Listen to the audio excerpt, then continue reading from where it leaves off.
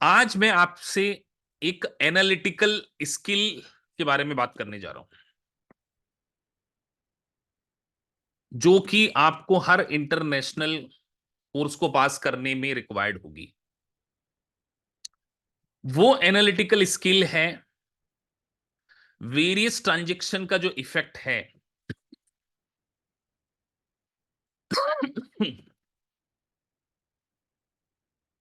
आपको सही तरीके से पता होना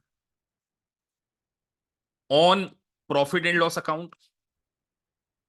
मतलब आज का जो सेगमेंट है वो इसी चीज से रिलेटेड है, प्रॉफिट एंड लॉस अकाउंट। तो ये जो लेक्चर है ये आपके कब कब काम आएगा, इसलिए आज जब इस लेक्चर को आप देखें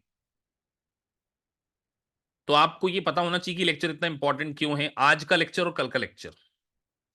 एनालिटिकल स्किल मतलब ऐसे बहुत सारी ट्रांजेक्शन जिसका effect profit and loss account पे पड़ता है, लेकिन हम नॉर्मली उसको अंडरस्टैंड नहीं कर पाते, जिसके कारण। और ये लेक्चर स्पेसिफिकली सभी के काम में आएगा, लेकिन यूएस सीपीए वाले स्टूडेंट्स के लिए ये, क्योंकि उनका ऑडिट सेगमेंट भी चल रहा है, तो उनके ऑडिट में भी बहुत ज्यादा काम आने वाला है। तो इसलिए मैं आपको स्पेशल अटेंशन दिला रहा हूं आज के इस लेक्चर में कि ये आपको फाइनेंशियल रिपोर्टिंग में तो काम आने ही वाला है। आईएफआरएस के स्टूडेंट के लिए तो काम का है, सीएमए यूएसए के भी है, लेकिन जो सीपीए भी करते हैं उनके लिए ऑडिट सेगमेंट में भी काम आएगा ये। तो ये एक, मेरी आवाज स्लो आ रही है क्या? मेरी तो आवाज बहुत बुलंद है यार, इतनी स्लो आ नहीं सकती। सबको ठीक आ रही है? तो चलिए हम एक एक इफेक्ट को समझते हैं। Wrong cut off period effect, इसका नाम पहले यही है, कट ऑफ डेट। तो सबसे पहले आप सभी को कट ऑफ डेट पता है क्या होती है? कितने लोगों को कट ऑफ डेट के बारे में नहीं पता है? Cut off date, cut off date क्या होती है? कट ऑफ डेट होती है दो पीरियड के बीच में डिस्टिंग्विशमेंट। दो पीरियड के बीच में डिस्टिंग्विशमेंट मतलब, सर हमें 2023 के डेटा को 2023, 2022 और 2023 के डेटा को डिफरेंशिएट करना होता है कि नहीं करना होता है? करना होता है ना? Yes sir. तो अगर लेट से आप एक कंपनी के फाइनेंशियल स्टेटमेंट में कट ऑफ डेट को समझने जा रहे हैं और आपने एक सेल्स की या सर्विस प्रोवाइड करी, आपने सर्विस प्रोवाइड कर रहे हैं आप, और सर्विस थी, आपने किसी प्रकार की गारंटी दे रखी है या वारंटी दे रखी है, और उसके आपने चार्जेस ले रखे हैं सामने वाले से। You are a service provider. बहुत इंपॉर्टेंट लेक्चर है आप आज का और कल का सेम टॉपिक के ऊपर। तो आप सर्विस प्रोवाइडर हैं और आपने 3 ईयर का कॉन्ट्रैक्ट किया है,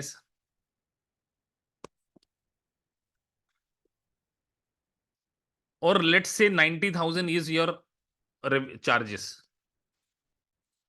लेकिन आपने इसको 2022 में ही रिकॉर्ड कर लिया।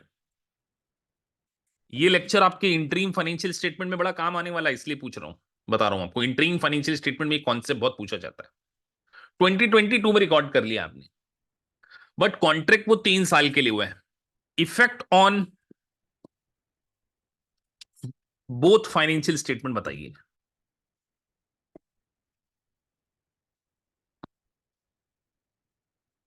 Wrong effect on both financial statement, not only effect बल्कि wrong effect on financial statement आप लोगों को बताना है। अब इतने एजुकेटेड आप हो चुके हैं 14-15 फंडामेंटल पढ़ने के बाद, कि आपको थोड़ा बहुत तो अब समझ में आ जाना चाहिए। अब एडवांस लेवल के कॉन्सेप्ट शुरू हो रहे हैं।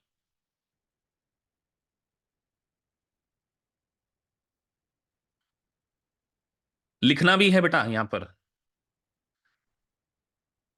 ट्रेडिशनल क्लास नहीं है ये कि सिर्फ मैंने पढ़ाना है। वैभव सरन आपने अधूरा लिखा है,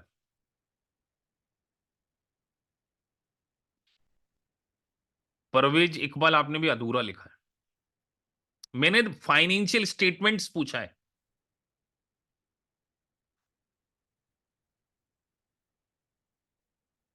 क्या इफेक्ट गलत हुआ ये सोचना आपको डे वन से आना चाहिए। तो सर हम ये बात कहें अगर इस इफेक्ट को हम आइडेंटिफाई करें तो सर हमने दो इफेक्ट गलती कर दी, एक प्रॉफिट एंड लॉस अकाउंट पे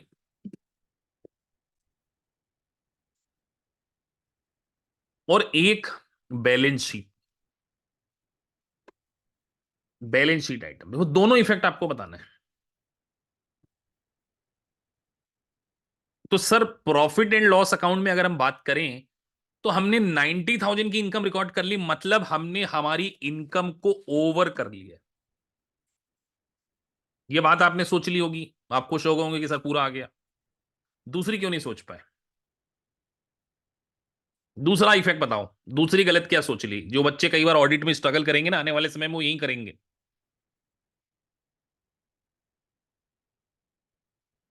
दूसरा इफेक्ट क्या हुआ? सर दूसरा बैलेंस शीट में अंडर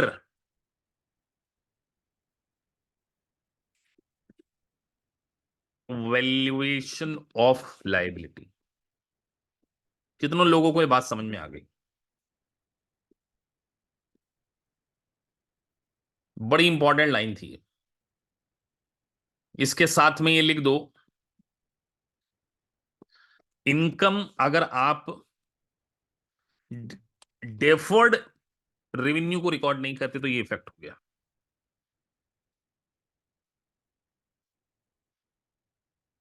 ये आपने कट ऑफ प्रोसीजर को गलत रिकॉर्ड कर लिया। बात समझ में आई? This is the fundamental of audit for दोनों।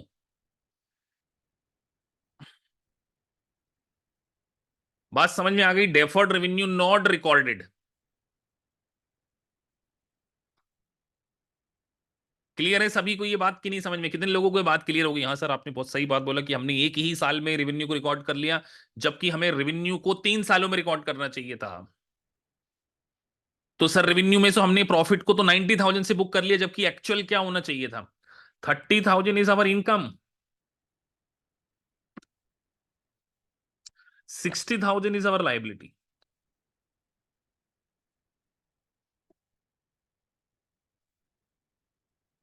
अब बताइए, एक इनकम कट ऑफ डेट पर अगर इनकम को गलत रिकॉर्ड कर लेना, अभी इनकम की बात हो रही है, इफेक्ट ऑन करंट रेशियो बताइए बेटा।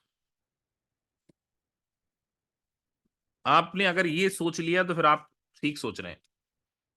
जो स्पेसिफिकली कई बार यूएससीपीए के स्टूडेंट मुझे मेल करते हैं ना, सर हमारा स्कोर लो आ रहा है, तो इस कारण से भी लो आएगा, आने वाले समय में आएगा, अभी लो नहीं आ रहा है, लेकिन जब आप ऑडिट में पढ़ने जाएंगे थोड़े एडवांस लेवल के टॉपिक, तो ये बहुत बड़ा रीजन होगा। इफेक्ट ऑन करंट रेशियो बताइए, क्या हो जाएगा इस गलती से करंट रेशियो का के ऊपर? सर इस गलती के कारण हमारा करंट रेशियो हाई हो जाएगा। कितने लोगों को यह बात समझ में आ गई? क्या इतनी गहन चिंता आपने कभी करी है? क्या ये बात आप सोच पाते थे मेरे बताए बिना? कितने लोग सोच पाते थे? वो हैंड रेस कर दो ईमानदारी से कि सर देखो, एक गलती और इफेक्ट 3 जगह पहुंच गए। कितने लोग ईमानदारी से पहले ये नहीं भी लिखता, नहीं भी बताते, तो सर पहले से हमको पता था? वो हैंड रेस कर दो। क्लास में 64 हैं, 8 बच्चे हाथ खड़ा कर रहे हैं बस। तो समझ में आ गया कि क्यों आपके कंसेप्ट, क्यों आप स्ट्रगल करने वाले हैं, अगर अभी नहीं भी कर रहे हो, जब मेन करिकुलम पढ़ेंगे तो। बात समझ में आ गई कि हमें इस तरीके से सोचने की हैबिट डालनी पड़ेगी। इस तरीके से सोचने की हैबिट डालेंगे तभी हम एक आइटम का पोटेंशियल इफेक्ट कौन कौन से फाइनेंशियल स्टेटमेंट के ऊपर पड़ सकता है, ये बहुत ज्यादा जरूरी हो जाएगा आप लोगों के लिए। चलिए अगला। अब मैंने एक एक्सपेंसेस किया है इंश्योरेंस पॉलिसी का,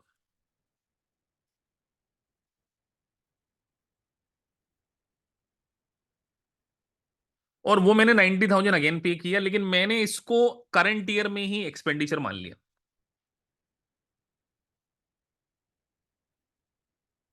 और जो इसका इफेक्ट है, इसका जो बेनिफिट है, वो मुझे 3 ईयर में मिलने वाला है। बताइए again, impact on financial statement.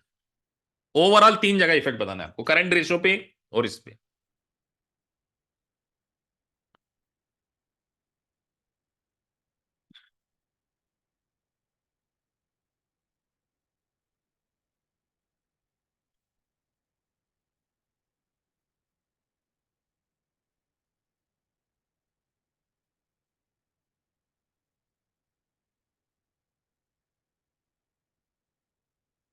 Profit पे क्या इफेक्ट पड़ा ये बताना है आपने। तो सर हमने खर्चा एक ही समय मान लिया, हमने हमारी इनकम को अंडर वैल्यूड कर लिया।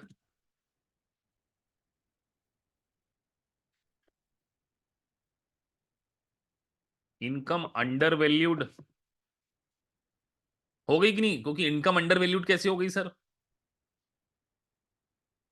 क्योंकि बेटा आपने 3 साल का खर्चा एक ही साल मान लिया, और अल्टीमेटली आपने अपनी करंट असेट को क्या कर लिया है, ओवर स्टेटेड कर लिया या अंडर स्टेटेड कर लिया? कई लोग लिख रहे हैं सर ओवर स्टेटेड कर लिया। गलत सोच रहे हैं बेटा, करंट एसेट आपने अंडर स्टेटेड कर लिया, अंडर वैल्यू।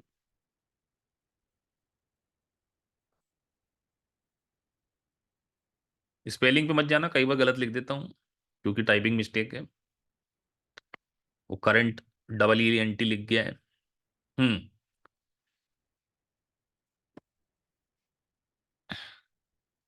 तो sir current assets undervalued हो गई। तो sir current asset undervalued हो गई, मतलब एसेट कम लिख ली और वो रेशो ही करंट रेशो है, तो वो भी क्या हो जाएगा, करंट रेशो अंडर वैल्यूड। क्या हो जाएगा, करंट रेशो भी, करंट रेशो भी क्या हो जाएगा, अंडर। तो ये इनकम और एक्सपेंसेस, इसको हम कट ऑफ इफेक्ट बोल सकते हैं कि नहीं बोल सकते? कितने लोगों को कट ऑफ इफेक्ट समझ में आ गया सर? कट ऑफ इफेक्ट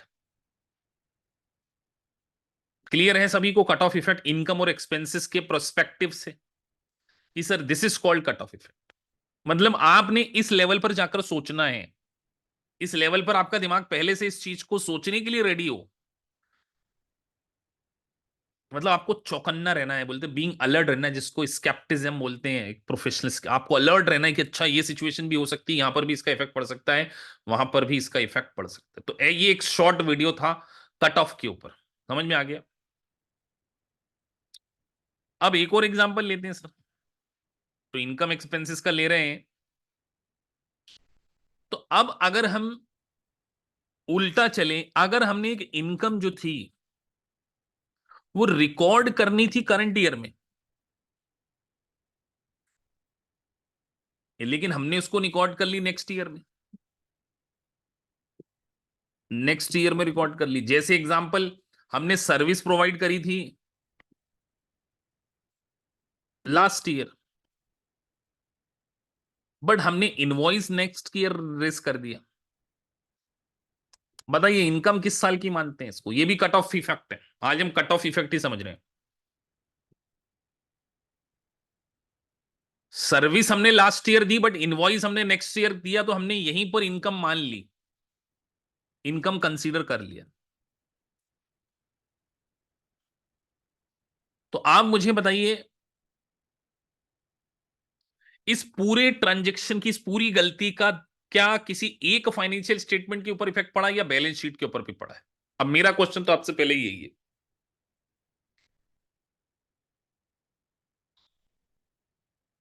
पहला क्वेश्चन मेरा आपसे यही है। तो सर अब अगर हम देखें, तो हमने तो नेक्स्ट ईयर इनकम मानी, पिछले साल तो मानी ही नहीं, तो पिछले साल कहां से इफेक्ट हो गया? तो सर पिछले साल हमारी इनकम अंडर स्टेटेड हो गई, ये इफेक्ट हुआ ना बेटा। Income last year under stated हो गई, और लास्ट ईयर इनकम को अंडर स्टेटेड कर लिया, तो इसका मतलब अगर हम लास्ट ईयर ही इनकम बुक करते तो एक अकाउंट रिसीवेबल भी हमारी बुक्स में जनरेट होना चाहिए था, होना चाहिए था कि नहीं है? यार इनकम तो लास्ट ईयर की थी सर, होना चाहिए कि नहीं होना चाहिए? जनरल एंट्री क्या पास करोगे? Account receivable debit to sales. तो sir income last year understated हो गई, और एक करंट असेट भी क्या हो गई, लास्ट ईयर अंडरस्टेटेड हो गई।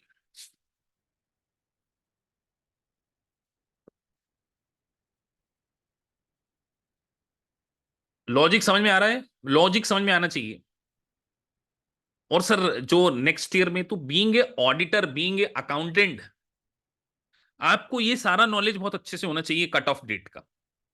इसीलिए मैं हमेशा इंटरनेशनल एग्जाम में बोलता हूं कि dates are very very important, not only in the life, even in accounting exam, dates are very very important. ये बहुत ही ज्यादा इंपॉर्टेंट कॉन्सेप्ट था, जो मैंने आपको मुश्किल से 20 मिनट्स में एक्सप्लेन कर दिया है, profit and loss account income revenue के कॉन्टेक्स्ट में। अनर्ड लाइबिलिटीज, अनर्ड इनकम को हमने डिस्कस कर लिया, हमने प्रीपेड को कर लिया, हमने गलत बिलिंग के कारण इनकम को रिकॉग्निशन गलत समझ लिया, उसके कारण क्या इफेक्ट पड़ा, ये सारा का सारा हमने क्या किया है, समझ लिया। चलिए, तो current ratio, current assets, current liabilities का इफेक्ट आप सभी को समझ में आ गया हो। तो ये एक छोटा सा सेगमेंट था। अब हम दूसरा सेगमेंट पढ़ेंगे।